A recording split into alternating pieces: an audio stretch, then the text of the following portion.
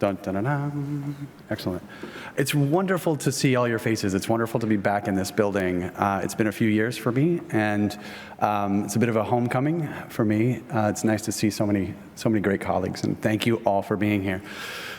So I will be presenting on a large genomic data sets and bearing that these data have on a couple of very targeted questions.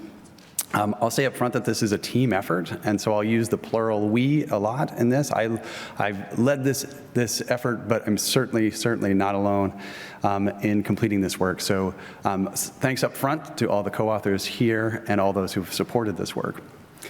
Dr. Patty Rozelle spoke this morning, really laying the groundwork for all this that I'll present today, so I'm not going to go into background really at all, but just suffice it to say to remind you, prior to Patty's work, we really thought that this Gulf of Mexico whale was part of the Bryde's whale complex, and I hate that term, but I just used it. I'll try not to use it again. So we thought it was part of the Bryde's whales. Specifically, the subspecies that's pantropical, so Balanoptera edeni brydei. And as Patty and her colleagues have shown, that is not the case. So Patty used a couple of independent data sets from the mitochondrial genome to show that, in fact, the Rice's whale, this is before it was called a Rice's whale, is sister taxon to Eden's whale, or the Indo-Pacific subspecies, okay? That'll be on the test. So a couple of really targeted questions. So Barb started this out really broadly. I'm going to narrow us down really finely into two very specific questions. So the first one of these is, are Gulf of Mexico Bryde's whales, Rice's whales, a unique lineage? Okay, so following on the work of Patty and colleagues, can we apply a larger data set to this and still get the same answer? Secondly, trying to answer the question of timing.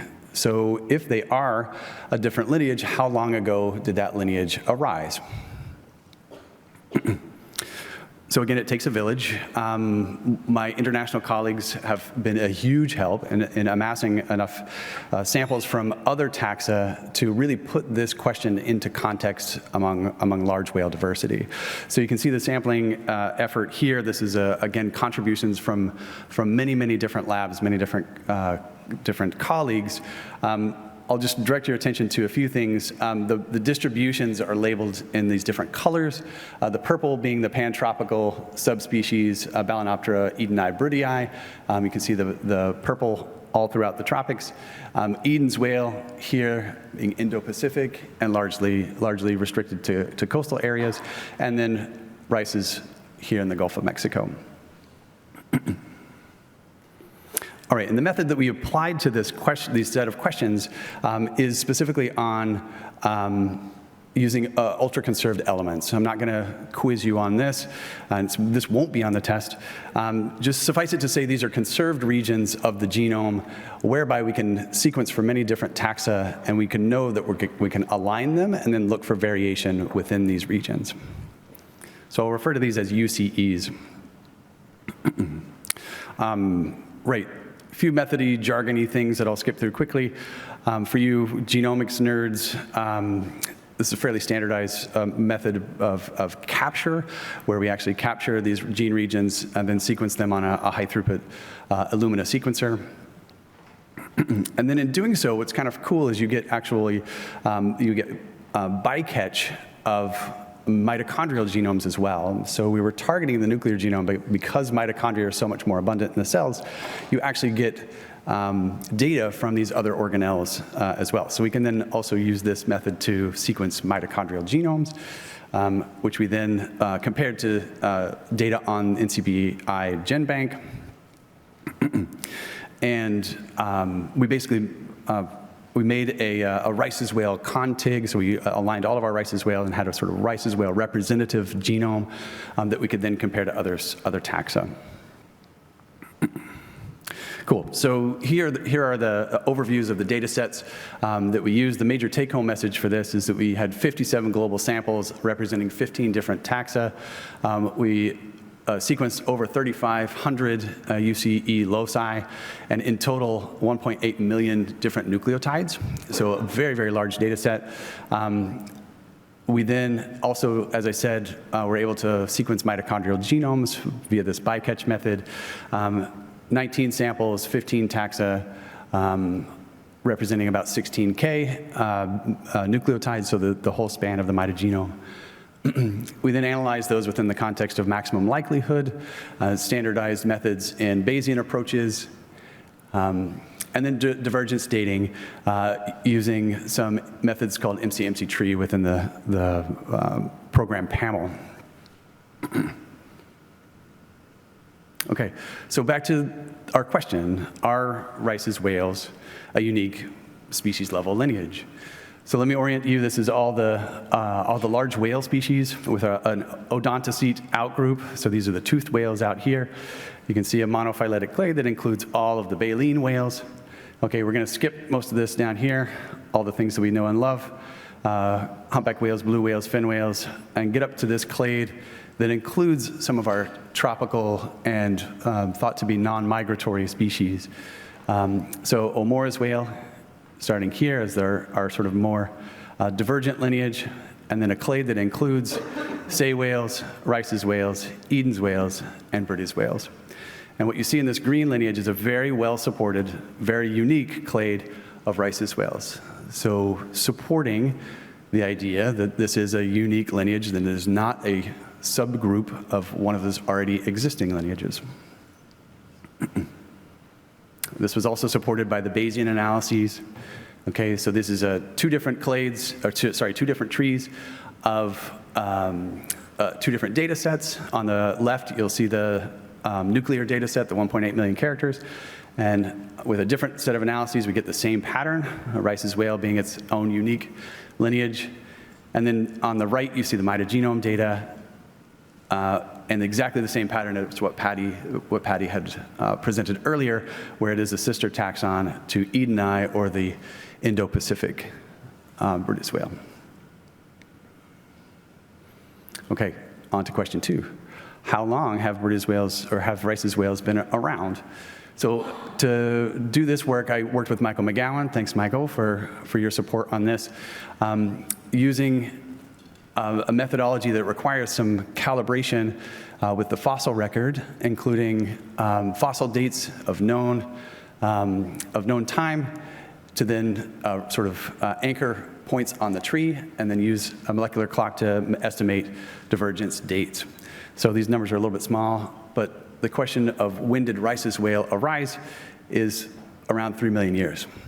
So just to give you some context, well, who's been up to the Hall of Human Origins? Anybody been up there? Yeah, okay. So where was our own species 3 million years ago? It wasn't here, right? We weren't here, all right? 3 million years ago in human ancestry terms puts us in Australopithecus, so even before the genus of Homo. So that was a long time ago in terms of species divergence. We have a working hypothesis as to how this happened. As you recall, the sister clade is thought to be Eden's whale, or a shared ancestor between Eden's whale and Rice's whale. And it's possible that the closure of the isthmus or the seaway, the Panamanian seaway, had something to do with the isolation that brought about speciation in this lineage. So the timing is pretty uncanny. Okay, so in wrapping up, we've used a large data set to test these hypotheses of whether or not this whale is unique. It certainly appears to be. In fact, I would say there's no doubt now that this is a unique lineage.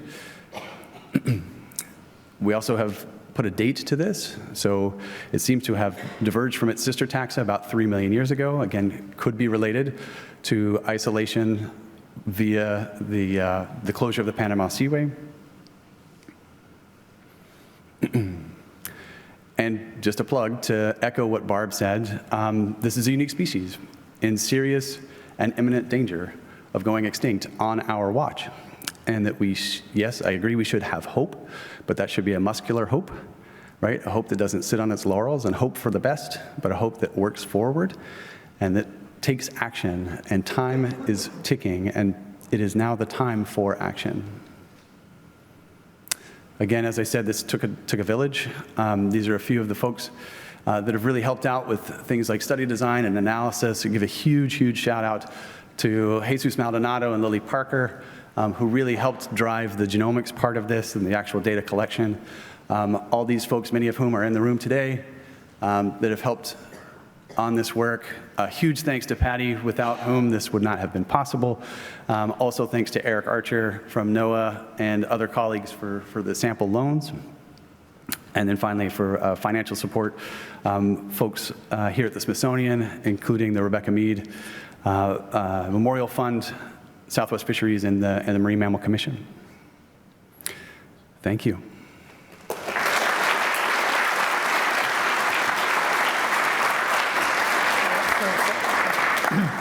Thank you, Matt. Do we have any questions? Again, mics in the aisles here.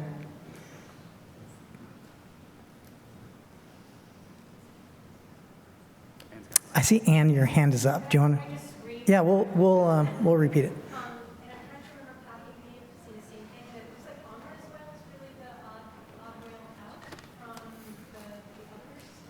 Just repeat it.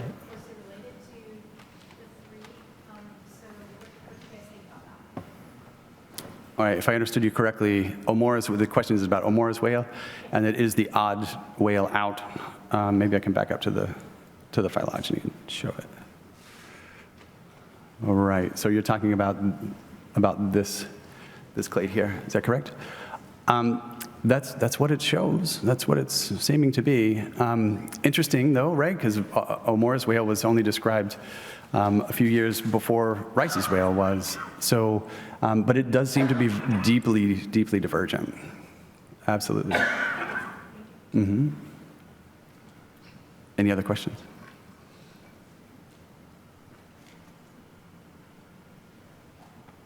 All right. Thank you. Thanks, Matt.